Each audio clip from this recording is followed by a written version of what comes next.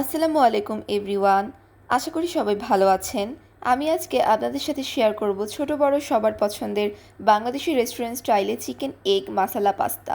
একদমই রেস্টুরেন্ট উপকরণে খুবই মজাদার চিকেন, ডিম, সবজি সব কিছুর সংমিশ্রণে মেক করা হয় এই চিকেন এগ মাসালা পাস্তা। আশা করি রেসিপিটা আপনাদের কাছে খুবই ভালো লাগবে, তবে একটি রিকোয়েস্ট রইল কোনো রকম স্কিপ না করে ফুল রেসিপিটা দেখার জন্য। যদি রেসিপিটা আপনাদের কাছে ভালো লেগে থাকে তবে চ্যানেলটি অবশ্যই সাবস্ক্রাইব করে আমার সাথে থাকবেন।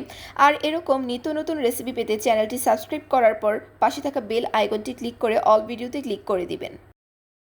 তাহলে আমি যখন নিত্য নতুন রেসিপি দিব সবার আগে নোটিফিকেশনটি আপনার কাছে চলে যাবে। তো চলুন দেখে নেই রেস্টুরেন্ট স্টাইলে চিকেন এগ মাসালা পাস্তা। তো আজকের রেসিপির জন্য এখানে আমি অ্যাট ফার্স্ট নিয়ে নিচ্ছি মেজারমেন্ট কাপের 1.5 কাপ চিকেন অ্যান্ড চিকেনগুলোকে আমি এরকম ছোট ছোট কিউব করে কেটে নিয়েছি। এবার এতে আমি দিয়ে দিচ্ছি 1 টেবিল স্পুন আদা রসুন বাটা, তারপর দিচ্ছি 1 টেবিল স্পুন জিরা গুঁড়া, তারপর দিচ্ছি হাফ টেবিল স্পুন গরম মশলার গুঁড়া, দিয়ে নিচ্ছি 1 টেবিল স্পুন সয়া সস এবং দিচ্ছি টেস্টবাড অনুযায়ী কিছুটা লবণ। আরও অ্যাড করে নিচ্ছি 1 টেবিল স্পুন লাল মরিচের গুঁড়া। আমি যেহেতু স্পাইস একটু পছন্দ করি তাই ঝাল একটু বাড়িয়ে দিলাম। এবার সব কিছু ভালোভাবে মেখে নিয়ে আমি চিকেনের এই মিশ্রণটিকে একটা সাইডে ম্যারিনেট হওয়ার জন্য রেখে দিচ্ছি। আর এই ফাঁকে পাস্তাটা আমি বয়েল করে নিব। এখানে চুলায় আমি একটি হাঁড়ি বসিয়ে নিয়েছি। এবার এর মধ্যে আমি প্রয়োজন মতো বেশ কিছুটা পানি গরমে দিয়েছি। এবার এর মধ্যে আমি দিয়ে নিচ্ছি 1 টেবিল স্পুন রান্নার রেগুলার তেল, আরও দিয়ে নিচ্ছি 1 টেবিল স্পুন লবণ। লবণটা দিলে লবণটা এই পর্যায়ে পাস্তার মধ্যে ঢুকে যাবে এবং তেলের কারণে পাস্তাটা স্টিকি হয়ে যাবে না। এখন পানিটা গরম হতে দিয়ে আমি এখানে 2 রকমের পাস্তা নিয়ে নিয়েছি। এখানে আমি 4 কাপ পাস্তা ইউজ করছি। এখানে আপনারা আপনাদের পছন্দ মতো যে কোনো শেপের পাস্তা নিতে পারেন। এখন গরম পানির মাঝে পাস্তাটা দেওয়ার সাথে সাথে একটু নেড়ে নেবেন, কারণ অনেক সময় গরম পানির মধ্যে পাস্তাটা দিলে একটা সাইডে দলা পাকিয়ে যেতে পারে। পাস্তাটা বয়েল হতে এখানে 10 থেকে 12 মিনিট সময় লাগবে। দেখুন এখানে আমার পাস্তাটা বয়েল হয়ে গিয়েছে। এখানে আমি পাস্তাটা নামিয়ে নিব। যেহেতু পাস্তাটা পরে আরও ভালোভাবে রান্না করা হবে তাই এখন আমি পাস্তার ওভারকুক করছি না, তাই পাস্তাটা একটু হালকা শক্ত থাকা অবস্থায় আমি এটি নামিয়ে নিব। তারপর একটি ছাঁকনির সাহায্যে পাস্তাটা আমরা ছেঁকে নিব। পাস্তাটা যখন কিছুটা ঠান্ডা হয়ে যাবে তখন এটি আমি ঠান্ডা পানি দিয়ে ধুয়ে নিব। এটি করার ফলে পাস্তাটা ঝরঝরা থাকবে। এবার আমি একটি প্যান নিয়ে নিচ্ছি এবং এতে 2 টেবিল স্পুন বাটার দিয়ে নিচ্ছি। এখন এতে আমি 2টি ডিম ভেঙে নিচ্ছি।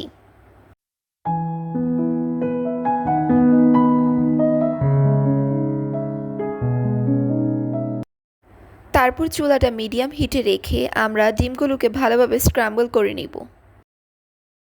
দেখুন এখানে আমাদের ডিমটা ভালোভাবে স্ক্র্যাম্বল করা হয়ে গিয়েছে। তারপর এটি আমরা আলাদা একটি বাটিতে তুলে রাখব। এখন আমরা সেম প্যানেই আবারও 4 টেবিল স্পুন বাটার দিয়ে নিচ্ছি এবং এতে 1 টেবিল স্পুন রসুন কুচি দিয়ে নিচ্ছি। রসুনটা থেকে যখন সুন্দর একটা স্মেল আসা স্টার্ট হবে তখন আমি এতে দিয়ে নিব পরিমাণ মতো পেঁয়াজ কুচি।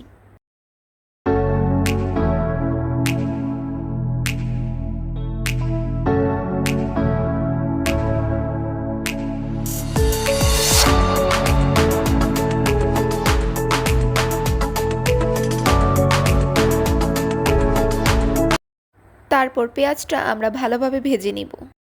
তারপর এতে দিয়ে নিব আগে থেকে ম্যারিনেট করে রাখা মুরগির মাংস। তারপর আমরা চিকেনটা পেঁয়াজের সাথে ভালোভাবে মিশিয়ে নিব। 10 থেকে 12 মিনিটের মাঝেই আমাদের চিকেনটা ভালোভাবে রান্না হয়ে যাবে।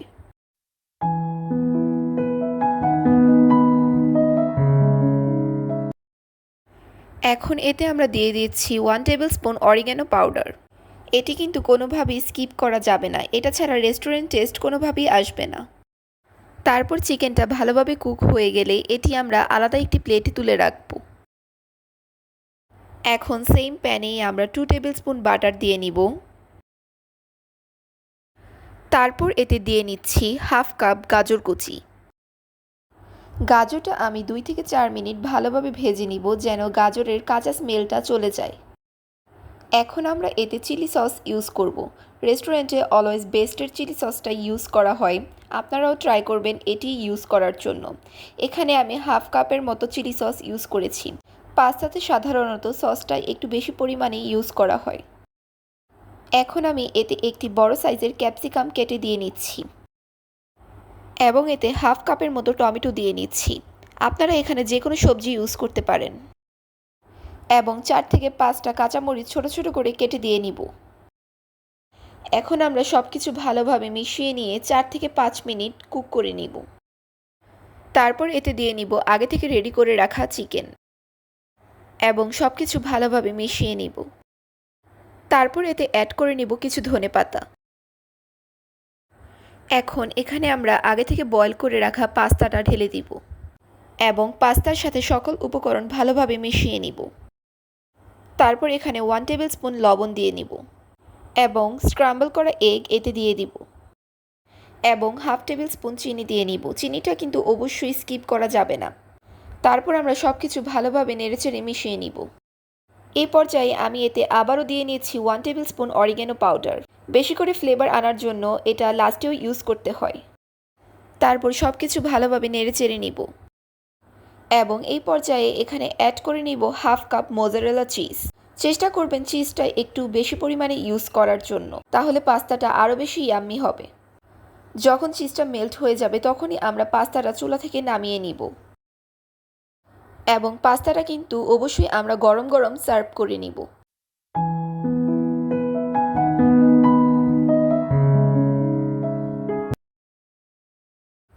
ব্যাস তৈরি হয়ে গেল আমাদের রেস্টুরেন্ট স্টাইলে মাসালা পাস্তা।